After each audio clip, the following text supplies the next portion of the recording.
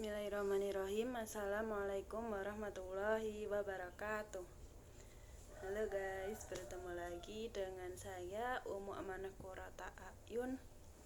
Pada kesempatan kali ini kita akan membahas tentang Information and Communication Technology and Education Muslim Context. Sebelum itu jangan lupa untuk subscribe, like, and comment di bawah ini ya.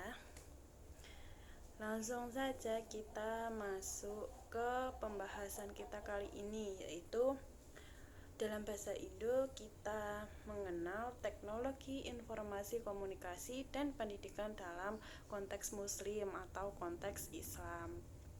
Untuk Ika sendiri, maaf ya ada suara kokok ayam. Untuk Ika sendiri oleh William and Sawyer ini mendefinisikan bahwa teknologi informasi itu merupakan teknologi yang menggabungkan komputer dengan jalur komunikasi kecepatan tinggi yang membawa data, suara, dan video. Nah, dari definisi tersebut itu menggambarkan bahwa pada dasarnya terdapat dua komponen utama dalam teknologi informasi, yaitu yang pertama ada komputer dan komunikasi. Informasi sendiri itu merupakan data dalam bentuk tulisan, suara maupun gambar yang telah diolah dan dapat disimpan dengan baik.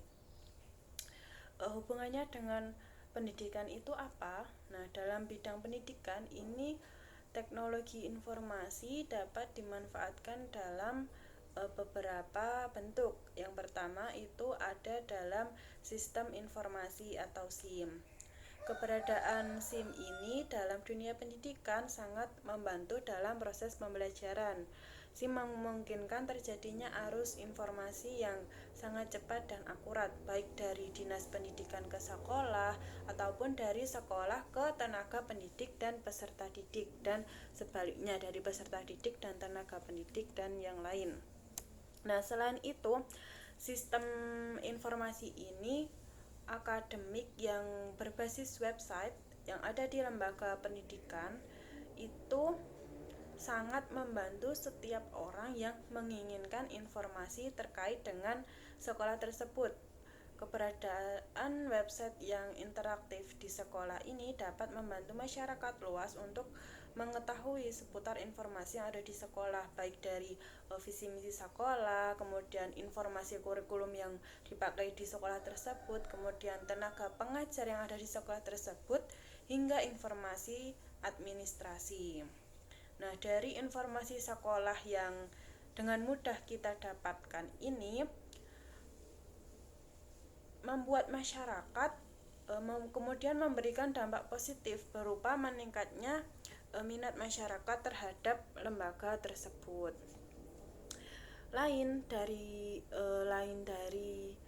kan tadi itu dalam pendidikan sekolah yang misal SD atau SMP atau SMA ya. Nah, di perguruan tinggi SIM ini itu merupakan suatu hal yang wajib yang harus dimiliki untuk memudahkan arus komunikasi dan juga menjadi indikator dari lembaga pendidikan yang berkualitas.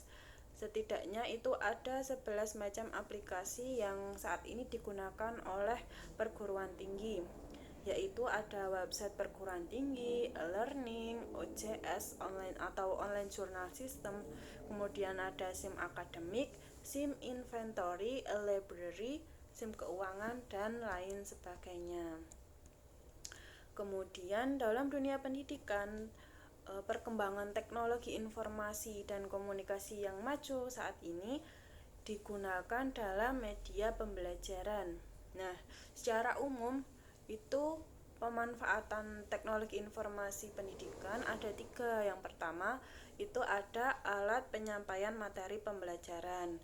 Di antaranya itu dengan menggunakan komputer, sound, dan infocus yang dapat mempermudah peserta didik memperoleh materi yang disampaikan oleh guru.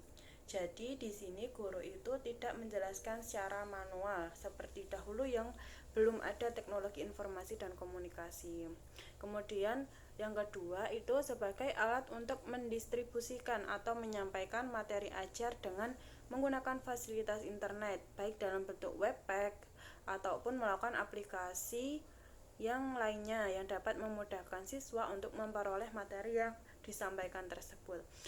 Kalau menurut menurut pengalaman saya pribadi, yang saya bersekolah di suatu universitas yang ada di Solo, itu kita menggunakan e-learning.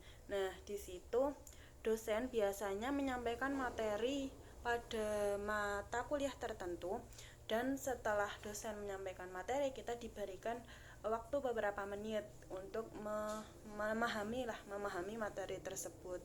Dan jika ada pertanyaan atau ada sepertinya kok ini materinya kurang paham ya menurut aku, nah itu nanti bisa didiskusikan dengan dosen terkait di kolom diskusi. Kemudian ada juga dosen yang menggunakan WhatsApp. Jadi kita dan mahasiswa dan dosen itu membuat grup WhatsApp, dan disitulah nanti dosen menyampaikan materi. Kemudian yang ketiga dalam memanfaatkan teknologi informasi itu memberikan kemudahan antara pendidik dan peserta didik dalam berkomunikasi. Jadi jika ada yang ingin ditanyakan pada saat jam kuliah atau pada di luar jam kuliah, itu bisa menghubungi dosen melalui WhatsApp, kemudian melalui, kalau ada yang didiskusikan secara serius bisa melalui Google Meet dan lain-lain.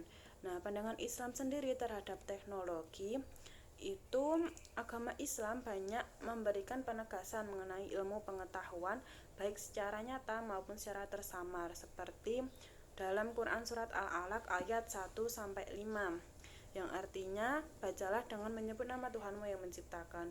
Dia telah menciptakan manusia dari segumpal darah. Bacalah, dan Tuhanmu lah yang maha pemurah, yang mengajar manusia dengan perantara kalam. Dia mengajarkan kepadamu apa-apa yang tidak diketahui. Nah, berdasarkan wahyu pertama yang turun kepada Nabi Muhammad itu tidak menjelaskan apa yang dimaksud dengan Iqra, apa yang harus dibaca oleh kita. Karena Al-Quran menghendaki umat Islam untuk membaca apa saja selama bacaan tersebut bermanfaat bagi umat manusia. Iqra itu berarti bacalah, telitilah, dalamilah, ketahuilah ciri-ciri sesuatu baik yang tertulis maupun yang tidak tertulis. Nah, itu sekian pembahasan kita pada kesempatan kali ini tentang teknologi informasi dan komunikasi serta pendidikan dalam konteks Islam. Sekian, apabila ada kurang lebihnya saya mohon maaf. Jumpa lagi di konten-konten selanjutnya. Wassalamualaikum warahmatullahi wabarakatuh.